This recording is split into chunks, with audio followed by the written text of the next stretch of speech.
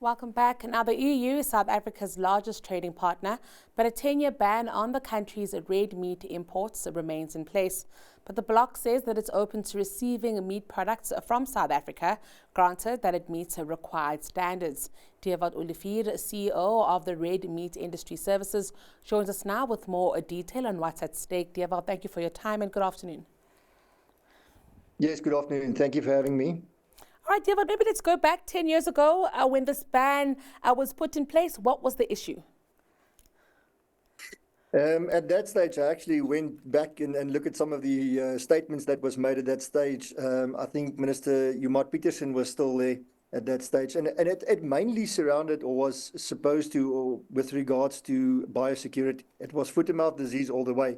And some engagement we had at that stage to ensure that foot-and-mouth disease obviously is kept in our most northern region parts of South Africa. And yeah, unfortunately, it broke through. And we sit where we sit 10 years afterwards, and we're in a situation where we need to relook the way that we look at foot-and-mouth disease in South Africa. Well, that is very, very interesting because, of course, what we have seen recently is a bit of an outbreak in, some diseases, avian flu in the poultry industry, foot and mouth disease, I think, as well. What are we not quite doing here, Dewald, as a country that could get our meat, exported better, but even just for security here at home? Yeah, I think we need to, and we've been saying this a lot, think out of the box.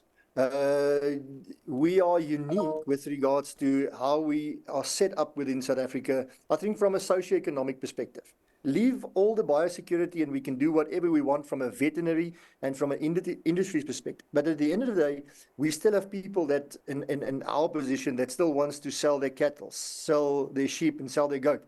And we need to think out of the box and how do we deal with this issue? Because we can see that in the past 10 years, the way that we did it didn't work. We need to rethink specifically, and we're already trying to do that in looking at alternatives. Specifically, if you look at compartments, how do we treat compartments within the South African red meat space? I know that, for example, the pork guys have already done it already. And I think to a great extent, we're looking at thinking differently, thinking at new ways of combating this disease or managing this disease, if I may say that. And so, the EU, they're not playing hardball when they say that, at this point, we don't meet the required standards. I think, yes, in the sense that we don't tell them our plan. Currently, we're working on plans, I think, hand in hand with government to put some mitigating plans in place. We've got a new minister now, and we obviously have to rethink and how we do it and restart a certain part of the process. But a lot of what we've done is based on rethinking our biosecurity measures. One of the things which I have to say is, for example, vaccination. After COVID, the world is used to vaccination, and it's something that we need to look at.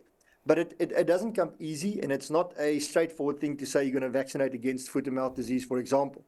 We have to look at other countries where it did work, like Brazil. Argentina is currently busy, Uruguay. There are so many examples of where it did work. And again, back to where I started to say that we are unique within South Africa, and we need to find a unique solution to solve this problem that we have with regards to foot-and-mouth disease.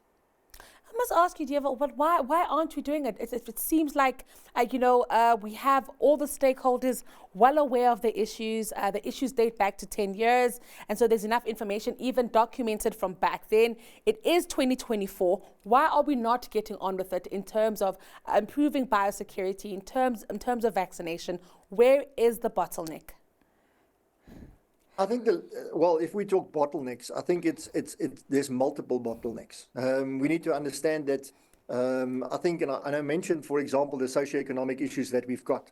To put up roadblocks, if we look at the current outbreak that we have in the Eastern Cape, there's no roadblocks up, for example.